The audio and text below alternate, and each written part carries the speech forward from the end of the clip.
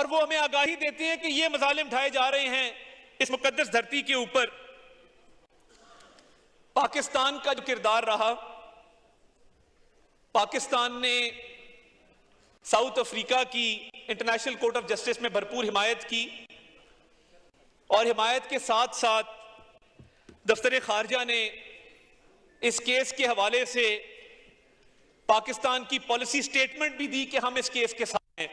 और हमारा मौकफ क्या है जब हम आलमी फोरम्स पे जाते हैं, ओआईसी का स्पेशल सेशन हो, एक्स्ट्रा ऑर्डिनरी सेशन हो, सऊदीया के अंदर इस्लामिक कंट्रीज की कॉन्फ्रेंस हो, अक़वाम मुत्तहिदा की सलामती काउंसिल का इजलास हो, या अक़वाम मुत्तहिदा की जनरल असेंबली का इजलास हो, या वर्ल्ड इकोनॉमिक फोरम। मैं आपको एक छोटा सा वाकया याद दिलाना चाहता हूं।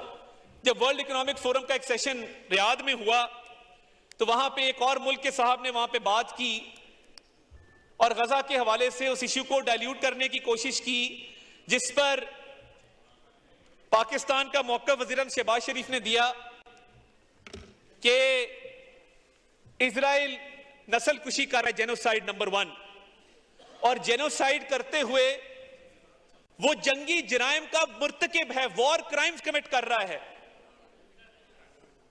और जब आप वॉर क्राइम्स कमिट करते हैं इस मुल्क में, इस दुनिया में जो हाईएस्ट लेवल ऑफ क्राइम है कानून की किताबों के मुताबिक, इंटरनेशनल कॉवेनेंट्स के मुताबिक, इंटरनेशनल कन्वेंशंस के मुताबिक, वो हाईएस्ट लेवल उसका वॉर क्राइम है। तो हमारा मौकफ ये रहा कि इजराइल वॉर क्राइम्स भी कमिट कर रहा है, जेनोसाइड भी कर रहा है, और जितने आलमी कवानीन हैं वो सबकी खिलाफ वर्जी भी कर रहा है। और हम कहते हैं कि जो एक इंडिपेंडेंट स्टेट एस्टैब्लिश होनी थी प्री 1967 बॉर्डर्स पे, जिसका कैपिटल बैतुल मक़दस होना था, हम उस मौक़िफ़ की भरपूर हिमायत करते हैं। और ये जो खामोशी है कि कोई इस पर बात करने को तैयार नहीं, जो खामोश है वो इन तमाम जराइम के अंदर बराबर का शरीक है। ये हिम्मत रखते हैं ये बात करने की जहां भी जाते हैं। पाकिस्तान ने ये देखा, और ये बहुत सारे लोगों को नहीं पता होगा क्योंकि हम आपस की सियासत में लगे होते हैं, कि फलस्तीन के मेडिकल स्टूडेंट्स को एयरलिफ्ट करके पाकिस्तान लाया गया। मुस्तफा साहब बैठे हैं, 200 से ऊपर स्टूडेंट पाकिस्तान पहुंच चुका है, हमारे मेडिकल कॉलेजेस में जेर तालीम है, और उनको हॉस्टल समेत तमाम फैसिलिटीज मुहैया की जा रही हैं, क्योंकि वहां पे खदशा ये पैदा हो गया था कि मेडिकल कॉलेज को बॉम्ब किया जा रहा है, बिल्कुल डिस्ट्रॉय किया जा रहा है, तो कम से कम मेडिकल तालीम अगर ना जारी रही तो वहां पे डॉक्टर्स खत्म हो जाएंगे, जख्मियों का इलाज कौन करेगा।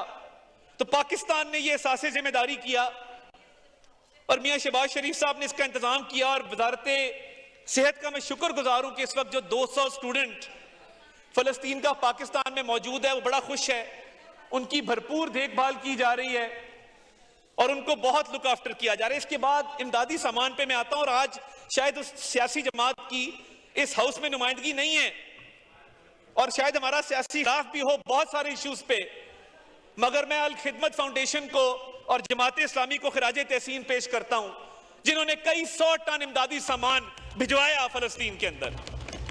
वो यहां पे मौजूद नहीं है, मगर बतौर पाकिस्तानी, बतौर मुसलमान, मेरे लोगों ने मुझे इस हाउस में भेजा, मेरा ये फर्ज बनता है कि मैं इस चीज को एक्नॉलेज करूं। और जब सामान भेजना था, एनडीएमए ने भी उसमें अपना किरदार अदा किया। हालात ऐसे पैदा हो गए, मैं इस हाउस को प्राइज करना चाहता हूं कि जमीनी रास्ता मुनक़ता था। मैं यहां पे उर्दन में पाकिस्तानी सफीर का भी जिक्र करना चाहता हूं, मैं मिस्र में पाकिस्तानी सफीर का जिक्र करना चाहता हूं, जिन्होंने वो जराए पैदा किए कि जब ये इमदादी सामान कई हजार टन जो पाकिस्तान से गया है, जिसमें पाकिस्तान की एनजीओ शामिल हैं, जिसमें पाकिस्तान की हुकूमत शामिल है, जमीनी रास्ता उसका इख्तियार किया गया उर्दन के जरिए, मिस्र के जरिए, और पाकिस्तान चंद दुनिया के ममालिक में शामिल है जिन्होंने हजारों टन इमदादी सामान अपने फलस्तीनी बहन भाइयों तक पहुंचाया।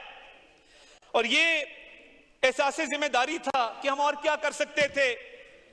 कि जिसमें इमदादी सामान की तरसील को यकीनी बनाया गया।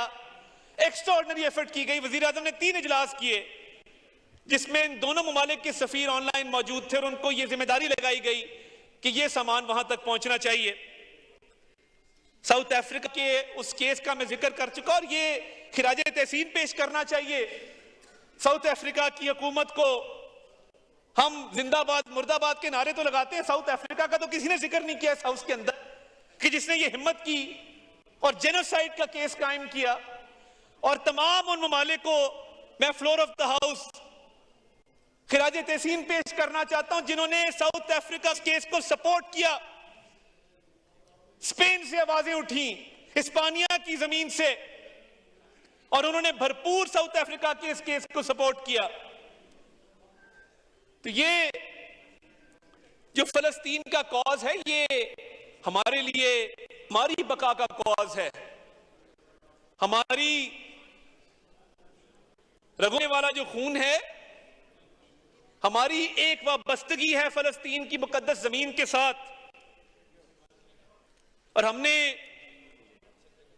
और बिल्कुल मैं तायद करता हूं अली मोहम्मद खान साहब की स्पीच की कि कोई पाकिस्तानी, कोई मुसलमान हो ही नहीं सकता कि इस कॉज के साथ वो वाबस्तगी ना रखे, इस कॉज के साथ सिंसियरिटी ना रखे।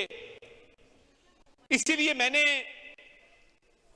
जनाब डिप्टी स्पीकर सिर्फ चंद हकायक आपके गोशगुजार किए हैं और मैं आपसे इल्तमास करता हूं कि इस इशू के ऊपर ये हाउस जो है मुत्तहिद हो जाए, कोई सियासी बात इस पर ना करें। फलस्तीन के मजलूम बहन भाई, और मैं कोशिश करूंगा कि ये जो आज की कार्रवाई है इस अल जजीरा के जरिए, मुख्तलिफ ज़राए अबलाग के जरिए उन तक पहुंचाई जाए, मसला मिले कि पाकिस्तान भी एक मुल्क है, पाकिस्तान में भी बसने वाले बहन आज आवाज उठा रहे हैं, उन तक ये आवाज पहुंचाई जाएगी। इस हाउस की आवाज पहुंचाने में बतौर वजीर इत्तलात में अपना किरदार अदा करूंगा जिस हद तक मैं कर, क्योंकि आज इस हाउस से यूनानिमस आवाज जाए, मुत्तहिद आवाज जाए और जोरदार आवाज जाए कि हम हर हाल में, जिंदगी मौत में, अच्छे बुरे मौसम में फलस्तीनियों के साथ हैं, साथ रहेंगे इंशाअल्लाह ताला।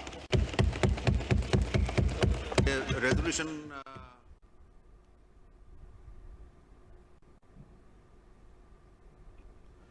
कौमी असेंबली इजलास में